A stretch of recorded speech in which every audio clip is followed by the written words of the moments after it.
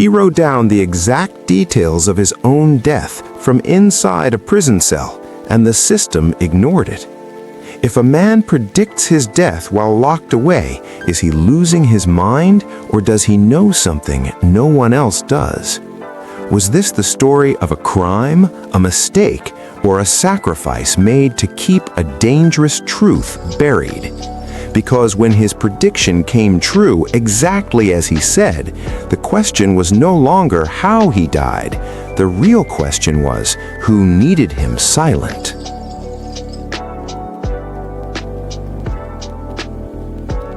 The letter was written 3 days before his death, though no one knew that yet. It arrived folded twice, slipped through official channels, addressed not to a lawyer or judge, but to the prison records office, where letters like this usually ended their lives unread.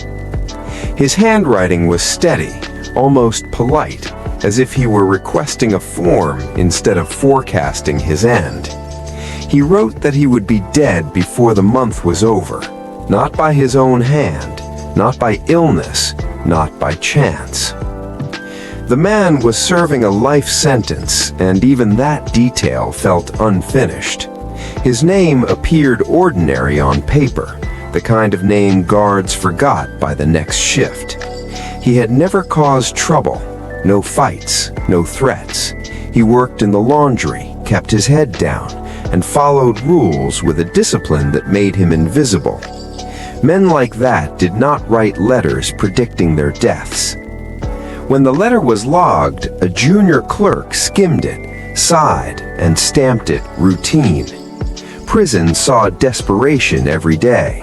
Confessions, appeals, religious awakenings, false prophecies.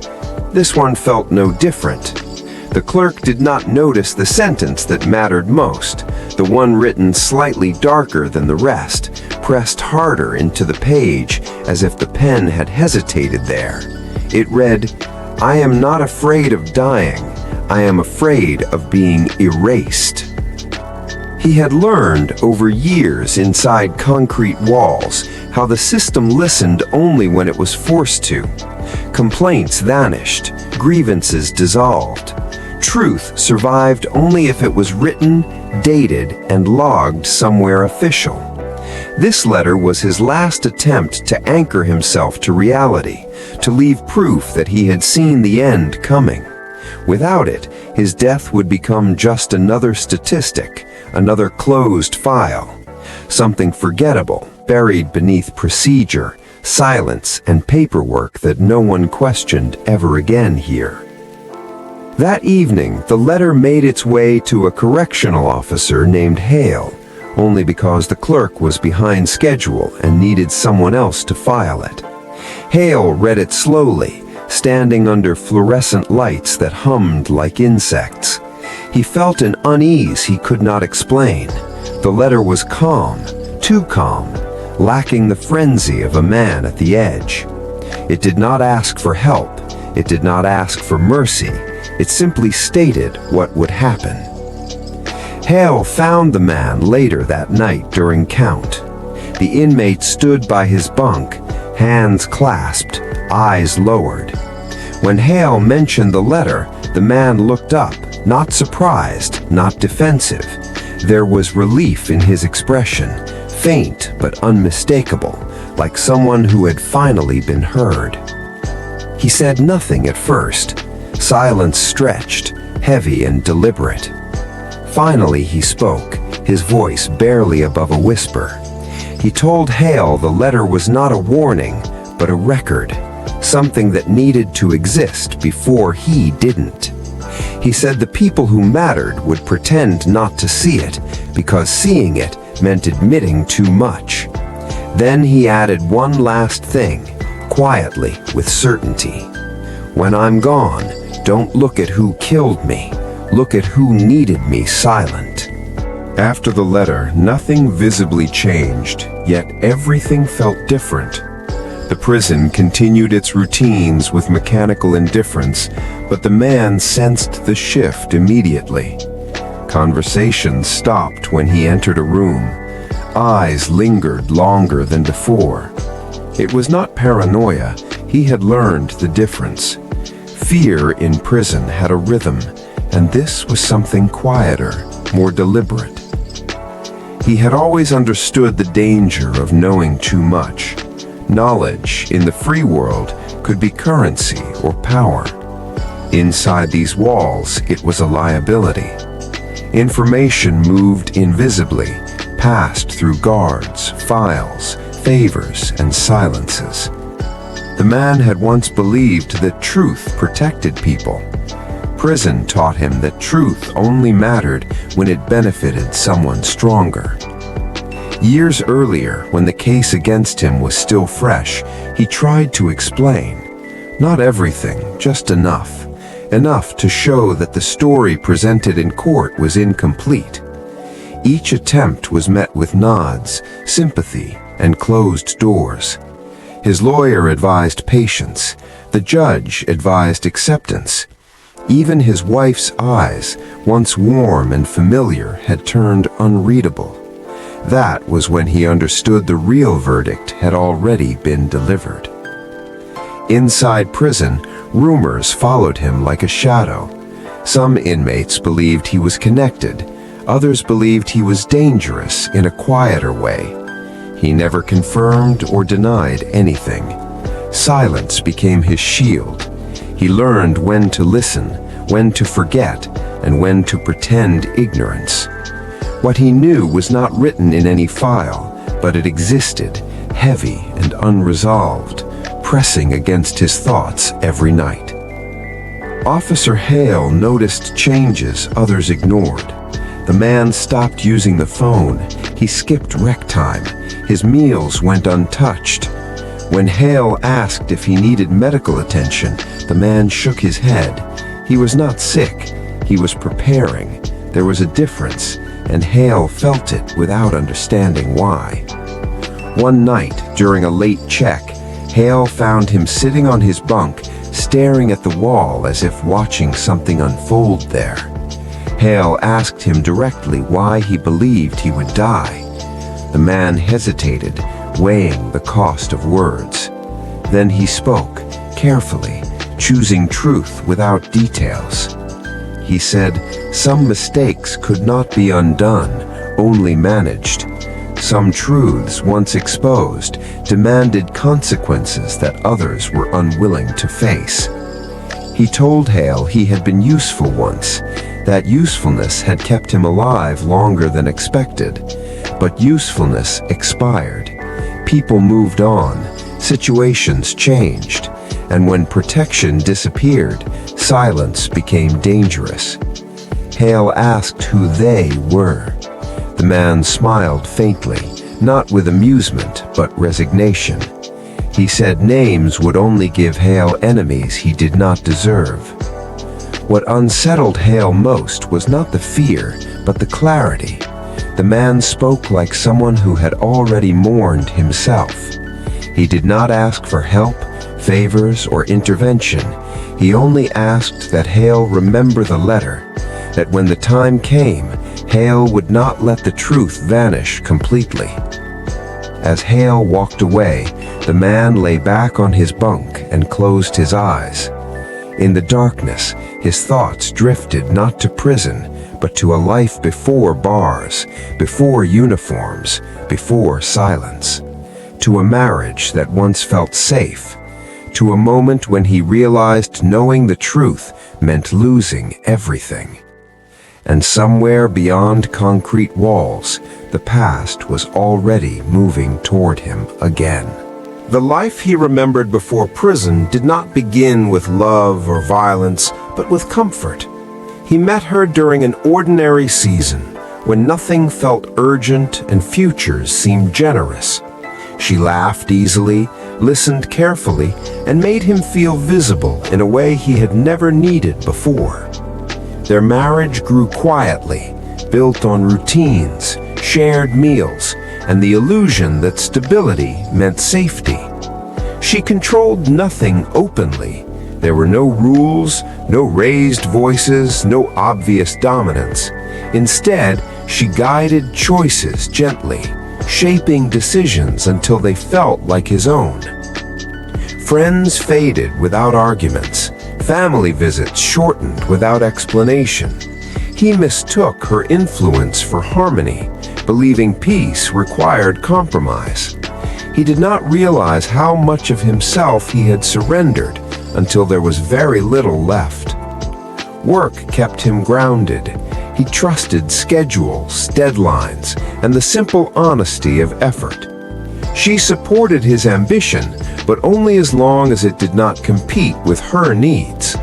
When opportunities arose that required travel or independence, she became distant, wounded, quietly accusing him of abandonment. He learned to decline without resentment, telling himself marriage was about sacrifice.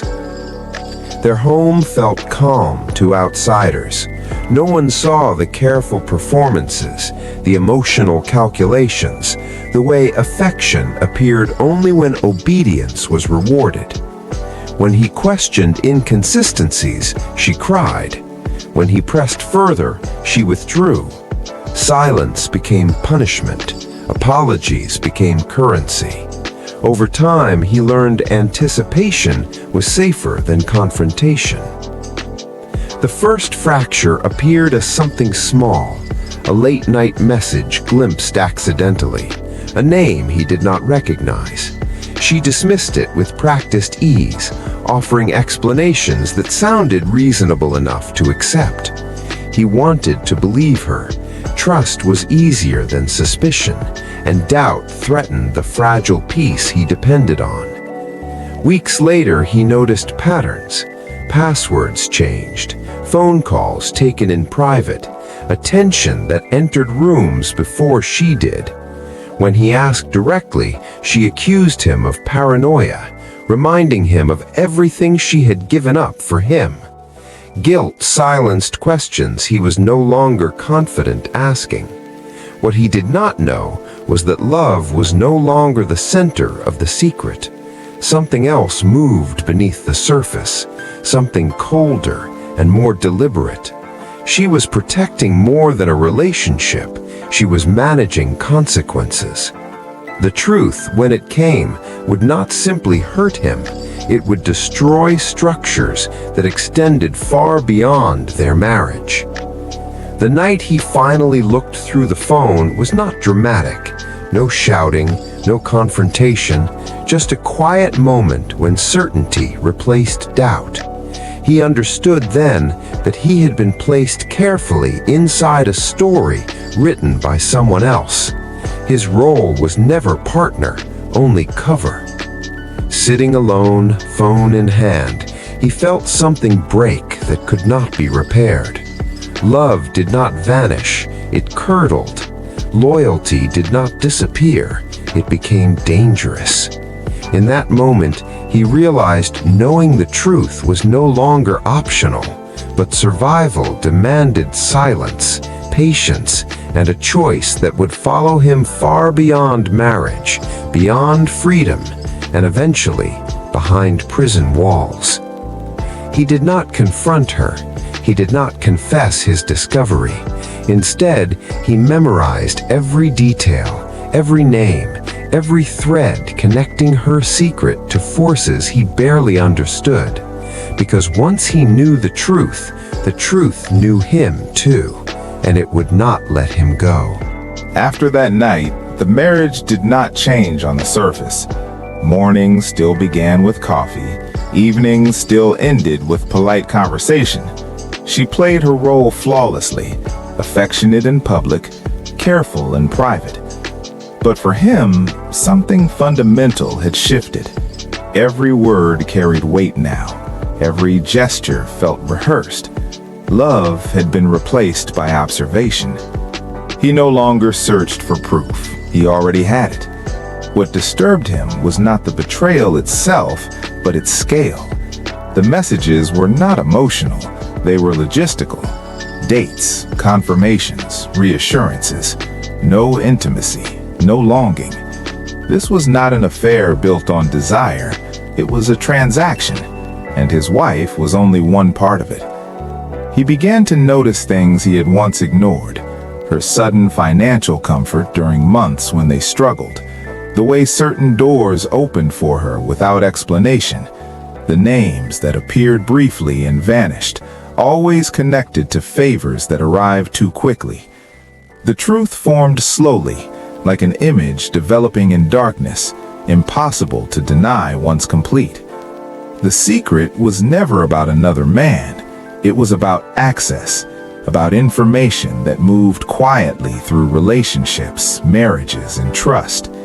His wife had been positioned carefully, intentionally, long before he ever met her. He was not chosen for love. He was selected for proximity, for his job, for what he unknowingly brushed against every day. Realizing this did not bring anger at first. It brought humiliation, the kind that hollowed him out from the inside. He understood now why questions were discouraged, why independence felt like betrayal, why silence was rewarded. He had not been controlled for cruelty.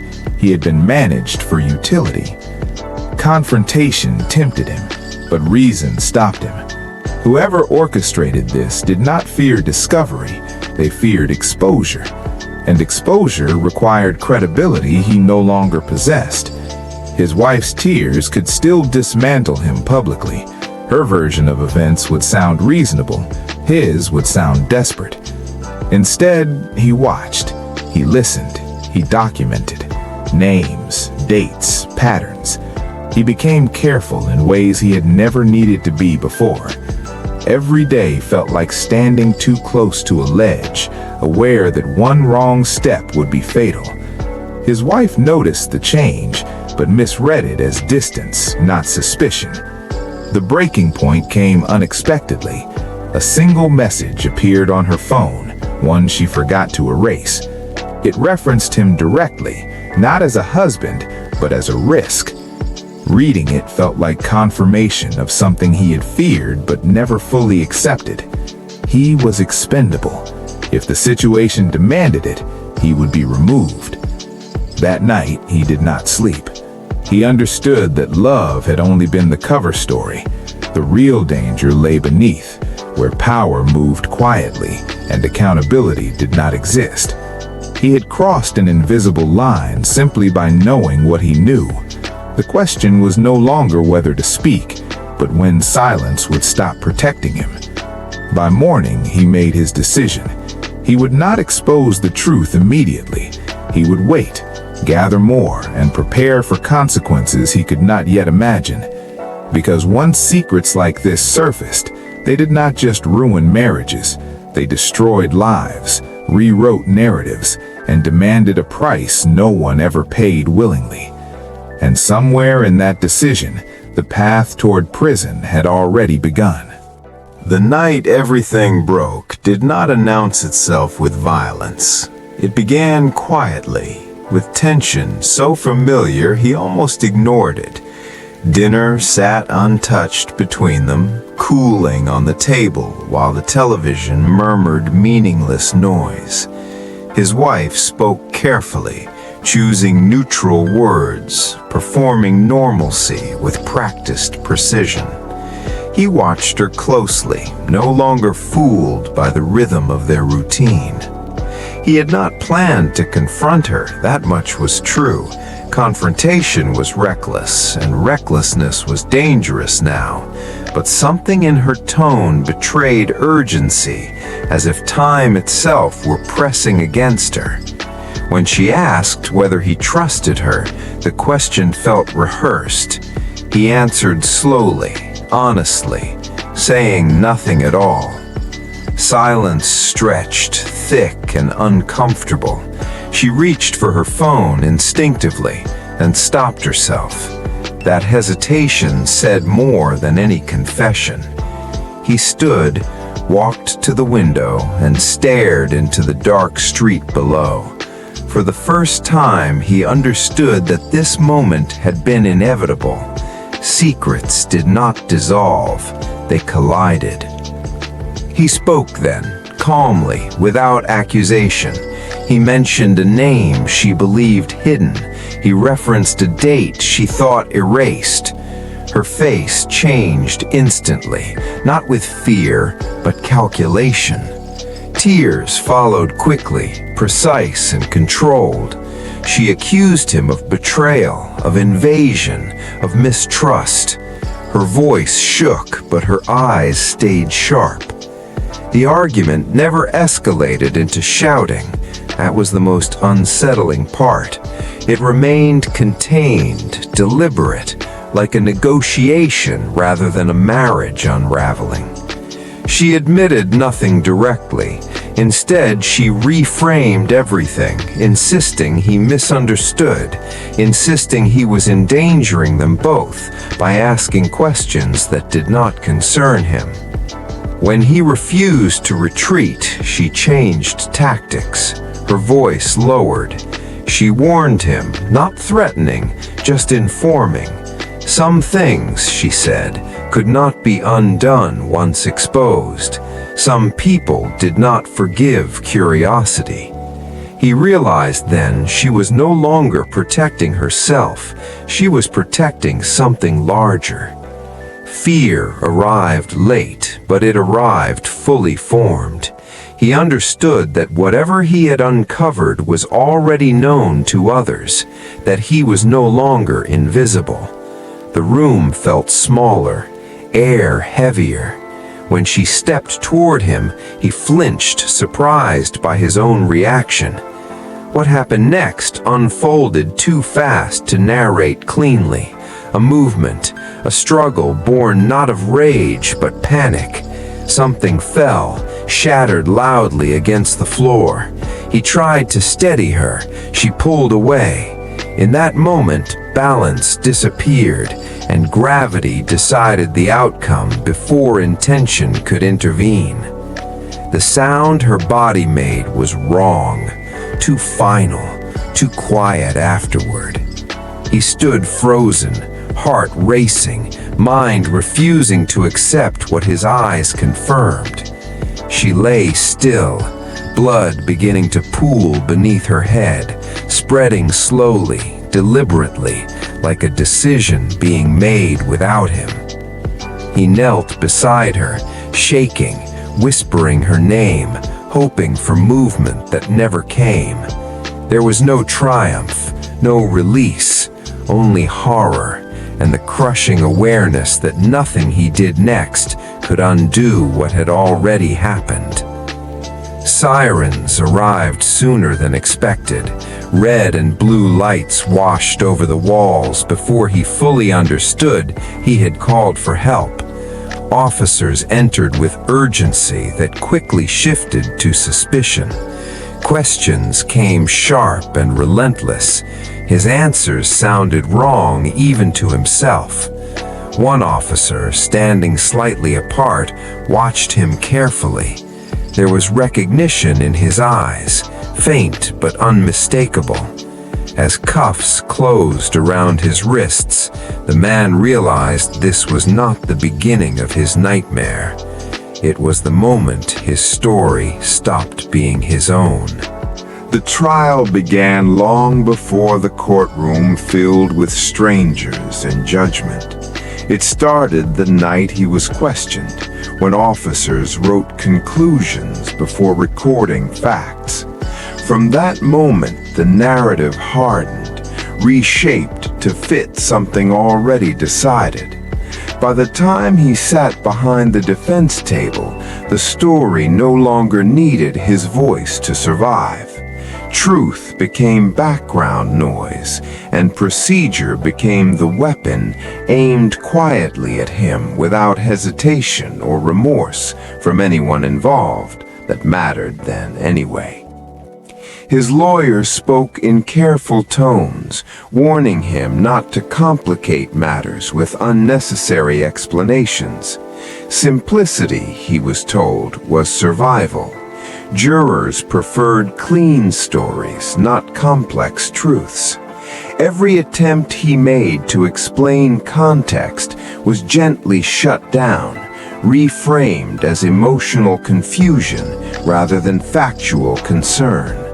This advice felt less like defense and more like preparation for surrender he never agreed to, yet seemed inevitable given the forces already aligned against him before proceedings officially began, in any sense.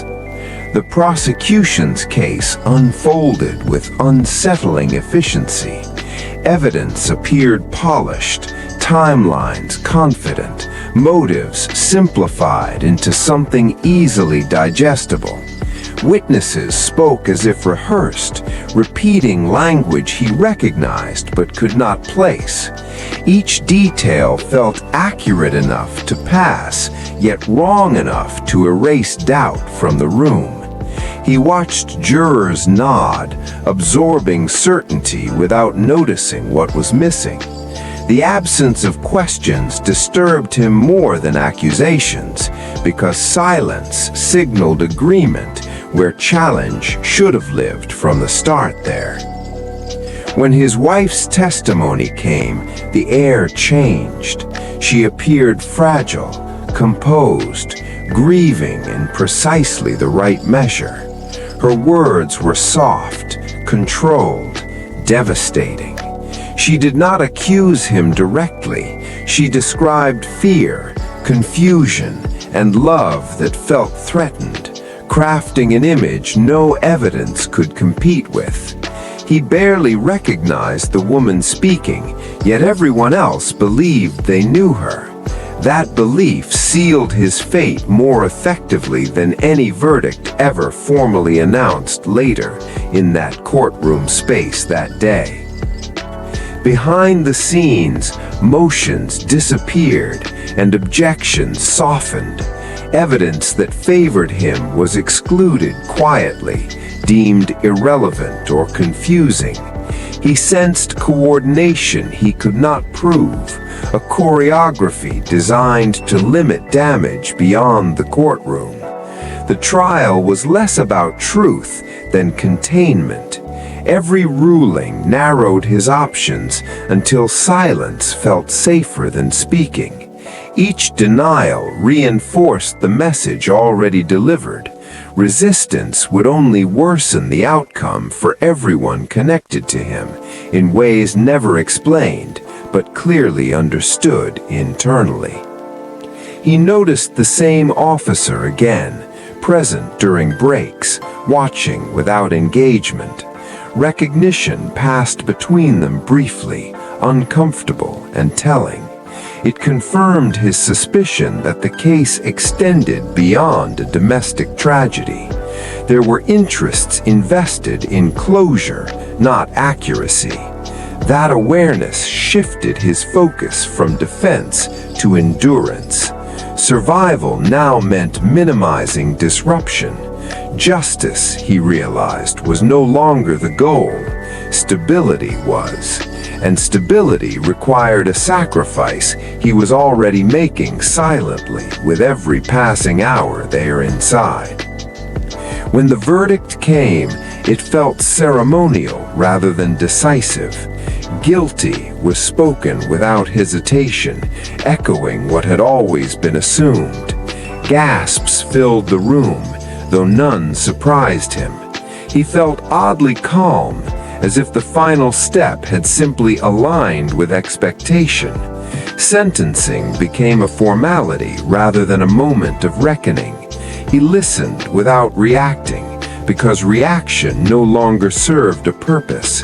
His future had been arranged by people he never faced, nor could name with certainty then. As he was led away, he understood something fully for the first time.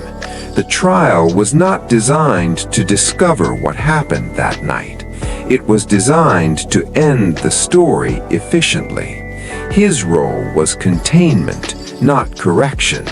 The truth was now dangerous to everyone involved, and dangerous truths demanded control. He accepted that reality without protest, because resistance would expose more than himself, including those he still protected, even now, from behind closing doors of law and silence forever. Prison did not feel like punishment at first. It felt like disappearance. After the verdict, after the paperwork, after the doors closed behind him, the world reduced itself to concrete schedules and muted noise. No one asked about the trial. No one cared why he was there. That indifference was intentional, and it was protective, at least in the beginning. He learned quickly that prisons survived on information more than violence. Whispers traveled faster than footsteps. Guards talked, inmates listened. Files were remembered even when names were forgotten. Within weeks, people knew he was not an ordinary lifer. They did not know why. They only knew he carried something unfinished, something unresolved, and that knowledge alone altered how they treated him. Some inmates avoided him completely. Others tested boundaries with casual questions disguised as jokes. He answered nothing. Silence once again became his safest language. But silence attracted attention of its own. When you refused to explain yourself, others invented explanations for you, and those stories often reached dangerous ears. The first warning arrived without words. His bedding was tossed during inspection, rougher than necessary. Personal items went missing, then reappeared in different places. A message scratched lightly into the metal frame of his bunk disappeared before he could read it twice. The prison spoke in gestures long before it spoke aloud. Officer Hale remained distant but observant. Their interactions were brief, professional, and careful. Yet Hale's presence lingered longer near his cell than others. When questioned, Hale deflected. When ordered, Hale complied too quickly. It told the man everything he needed to know. Someone was watching, and Hale was being watched too. The pressure intensified quietly. An inmate in another block was beaten badly, officially for a gambling dispute. Unofficially, the timing felt deliberate. Another man, known for trading information, was transferred overnight without explanation. Patterns emerged, and patterns were warnings. He understood now that his usefulness was being reevaluated. At night, sleep became shallow. Every sound carried intention. Every footstep could be a message. He replayed conversations from years ago, weighing which memories were liabilities. The past felt closer here, pressing against him through steel and concrete, reminding him that secrets aged poorly. Then came the conversation meant to be heard. Two inmates spoke loudly near his cell, careless with names they should not have known. They laughed about accidents, about how easily stories ended inside walls like these. When they noticed him listening, they smiled without humor. The message was complete. He stopped using the phone entirely. Letters remained unsent. Writing felt dangerous now, unless it was done carefully, deliberately, with purpose. He began measuring time differently, not in days, but in how long he could remain inconvenient to the people who wanted closure. One evening, Hale paused during count. Their eyes met briefly. Nothing was said. Everything was understood. The protection he once represented was thinning. Silence was no longer enough. Soon he would need to choose between disappearing quietly or forcing a record that could not be erased. He remembered the letter he had already written, waiting somewhere beyond these walls, stamped and filed by people who did not understand its weight. That document was proof of awareness, not fear. If his death came quietly, it would look ordinary. If it followed a warning, it would become a question. Questions created records. Records created problems, and problems were the only language powerful enough to reach outside this place. He knew the risk, accepted it, and waited for the moment when prediction became his final defense against inevitable violence already closing in. That was when he decided to speak again, not to confess, but to predict. The decision to speak again did not come from courage. It came from timing. He understood now that silence had a lifespan, and his was nearing expiration. The first letter had established awareness. The second prediction would establish intent. Together, they would form a pattern too deliberate to dismiss as coincidence. He chose his moment carefully. Late shift, fewer cameras, Officer Hale alone during rounds. When Hale stopped at his cell, the man did not hesitate. He spoke before doubt could intervene, his voice low, controlled, practiced. He said he would be dead within days. Not weeks, not months, days. Hale stiffened, instinctively scanning the corridor. He asked if the man was threatening himself. The man shook his head. He said this would not look like suicide. It would look procedural, boring, something that required no investigation because it resembled things that happened all the time inside places like this. He described details without dramatics, a time window, a shift overlap, a moment when supervision thinned naturally. He did not name methods, only conditions. He explained how accidents were manufactured through neglect, how paperwork erased intent, how responsibility dissolved across departments until no single hand could be blamed. Hale tried to interrupt, but the man continued. He said the purpose was not death itself. Death was simply the conclusion others preferred. The purpose was silence. His silence had become unreliable. People were nervous. Nervous systems made mistakes. Mistakes attracted attention. Ending him ended the risk. Hale asked who would do this. The man answered honestly. He did not know names, only patterns. Systems did not require villains, only momentum. Enough people protecting themselves, following instructions, avoiding questions. No single conspiracy, just aligned interests. That was harder to fight. The man asked Hale to listen carefully, not to stop what was coming, but to remember it correctly. He said there would be no struggle, no final words, no drama. That was important. Drama created scrutiny. Efficiency created acceptance.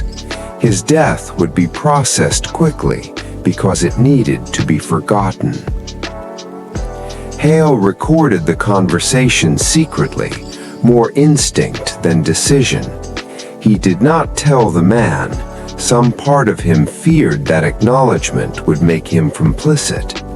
The man noticed anyway. He smiled faintly, almost grateful. Proof, he mouthed without sound. After that night, the man withdrew further. He stopped attending programs. He declined recreation. His meals went untouched again. Guards noted depression. Reports were filed. The narrative began forming, ready to receive an ending that fit comfortably within expectations.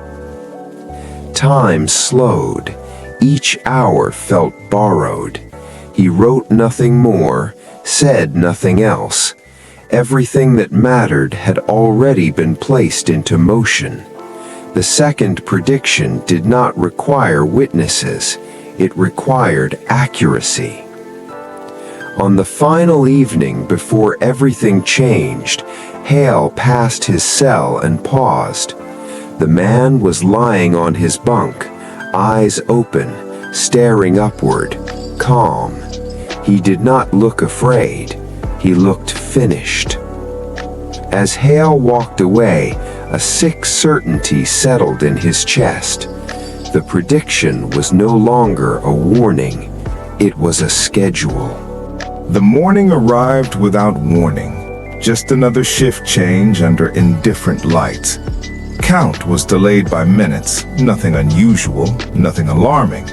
When the officer reached his cell, the door was already quiet in a way that felt wrong.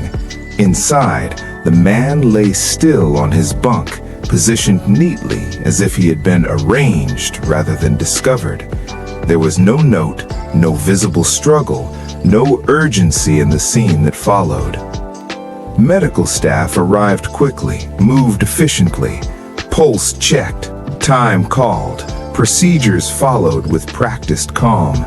The words self-inflicted surfaced early, whispered before confirmation, shaping the conclusion before examination. No one questioned it aloud. No one wanted to. The paperwork began almost immediately, each form reinforcing the assumption that had been waiting patiently for this moment. Officer Hale arrived seconds later than he should have. He stood back, observing details others overlooked. The man's hands were relaxed. His body showed no defensive tension. The cell was too orderly for panic, too clean for desperation. It looked staged, not violently, but administratively, as if someone had prepared the space to appear acceptable. The official report noted depression, isolation, refusal of meals, all true. It also noted lack of witnesses, lack of surveillance footage due to routine camera maintenance, also true. Truth, Hale realized, was being used selectively, assembled into something convincing enough to require no further inspection. Efficiency masqueraded as accuracy. The body was removed quietly. Inmates were locked down briefly, then released. Life resumed with mechanical obedience. Rumors spread, already shaped by authority. He had finally done it, they said. He couldn't take the time. He had broken. The explanation fit easily into the narrative prison preferred. Hale requested to review footage later that day. He was told it would not be necessary. The conclusion had been reached, the incident categorized. Resources were better used elsewhere. When he pressed gently, the response hardened. Curiosity was not encouraged. Closure was. Hours passed. The cell was cleaned. Another inmate would occupy it soon. The space where the man had predicted his own death became just another vacancy. Hale felt the weight of that speed. It matched the man's warning perfectly. That evening, alone in his car, Hale replayed the recording. The man's voice was steady, precise. He had described the thinning supervision, the overlap between shifts, the absence of cameras. He had spoken about neglect being mistaken for accident. Listening now, every detail aligned with disturbing clarity.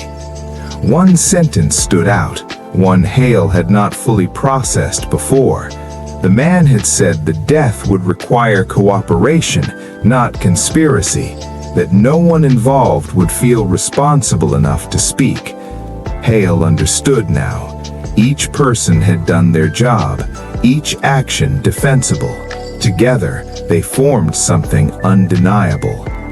The official cause of death was finalized within 24 hours. Suicide. Case closed.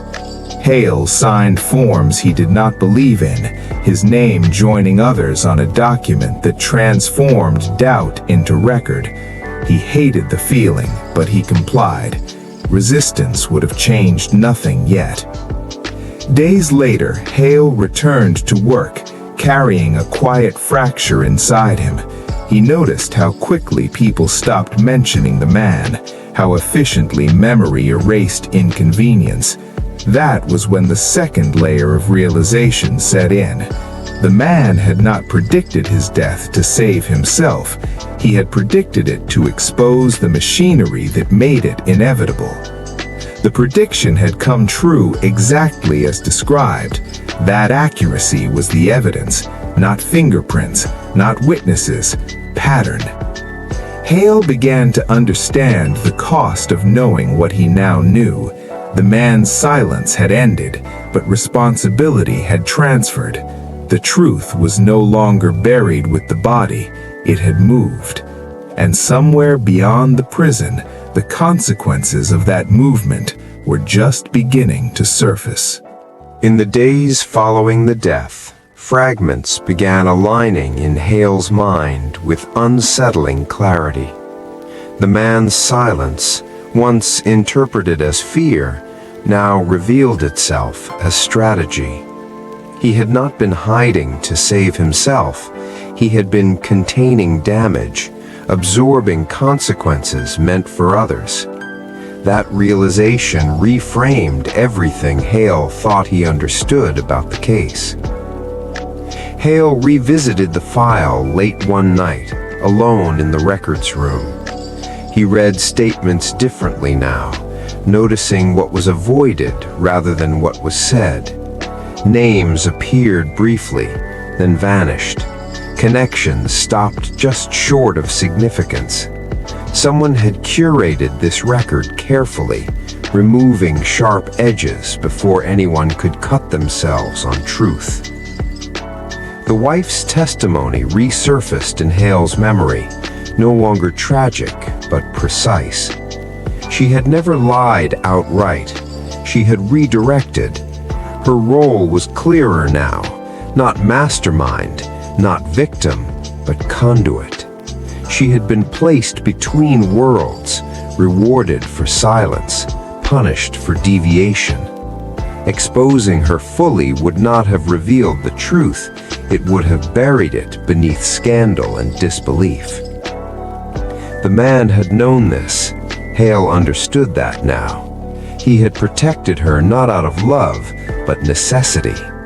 Her collapse would have triggered inquiries reaching places neither of them controlled.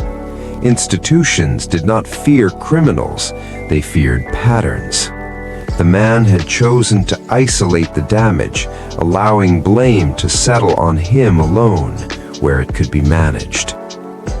More disturbing was what he had protected beyond her.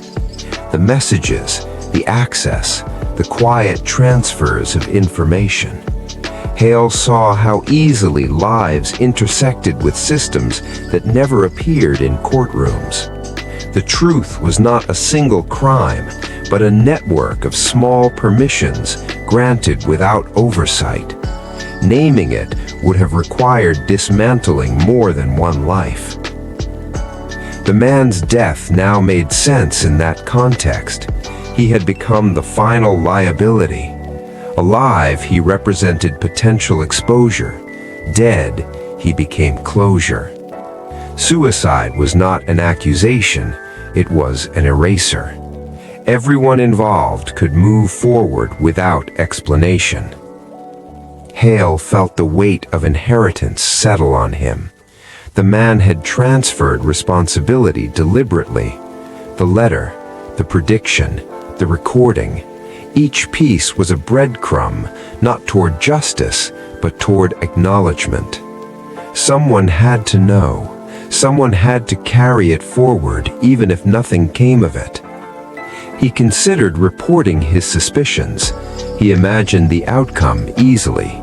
Internal reviews, procedural findings, no wrongdoing.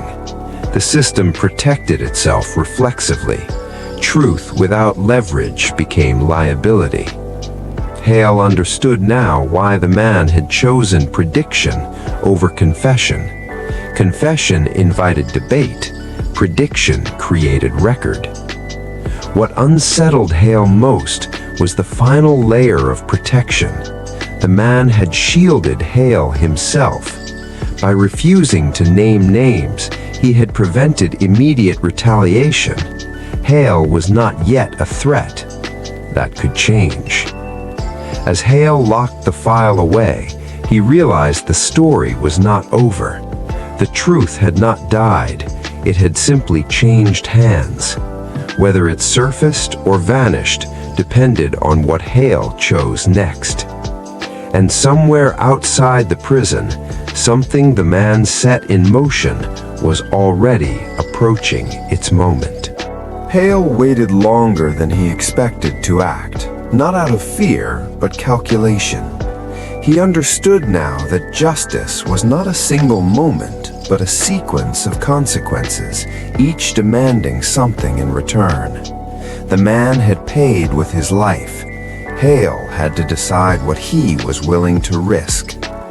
He began quietly, not with accusations, but with preservation.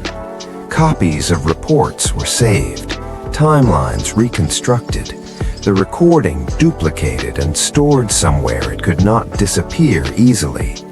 Hale did not seek allies. He did not trust the idea of support. Systems absorbed dissent better than they confronted it. Weeks passed. The prison moved on completely. Another inmate occupied the cell. Another file replaced the old one. Officially, nothing remained unresolved. That was the danger. Closure created invisibility. Hale carried the truth alone, feeling its weight grow heavier with time. When he finally spoke, it was not to authorities. It was to someone who understood patterns, not policies. A journalist who specialized in institutional failures, who knew how stories were buried without ever being disproven. Hale shared fragments, not conclusions, enough to raise questions, enough to leave a trail. The article that followed was cautious. No names, no accusations, just a reconstruction of events that did not align. A man who predicted his own death. A suicide that matched the prediction too precisely. An absence of oversight where oversight was routine. The response was immediate and predictable. Officials dismissed it. Spokespeople reassured the public. Internal reviews were announced and quietly abandoned. But something shifted. Conversations restarted. Files were requested. Questions circulated where silence had lived. Justice did not arrive with arrests or confessions. It arrived as discomfort, as uncertainty, as the knowledge that the story no longer belonged entirely to those who wanted it forgotten. Hale felt relief, brief and incomplete. He knew this was not victory. The man had not been exonerated. The system had not been exposed fully. But erasure had failed. The prediction had worked. Months later, a letter surfaced publicly, postmarked before the man's death, released exactly when he intended. It did not explain everything. It did not accuse. It simply documented awareness, patterns, and the cost of silence. It ended with a sentence Hale recognized instantly. Truth does not need belief, it needs record. The letter circulated quietly, then widely.